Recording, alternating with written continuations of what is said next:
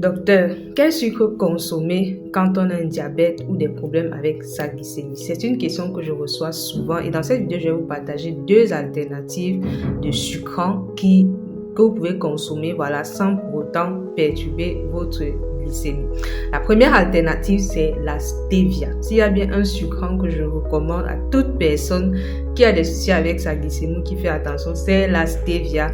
La stevia sous forme naturelle, donc vous allez voir ça sous forme de poudre verte, sous forme de feuilles ou bien sous forme de liquide.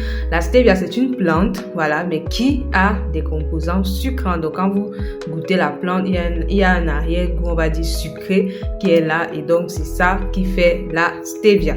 Et la stevia a un indice glycémique de 0, elle n'a pas de calories et c'est ce qu'on appelle un édulcorant naturel. C'est différent des édulcorants chimiques ou de synthèse qu'on a fabriqués. Voilà. La deuxième alternative que je vais vous proposer, c'est le sucre de coco. Le sucre de coco est issu, bien sûr, de la noix de coco. On l'appelle encore sucre de fleur de coco. C'est la même chose. C'est un sucre, comme vous allez voir, marron. Sa particularité, c'est qu'il a un indice glycémique plutôt modéré.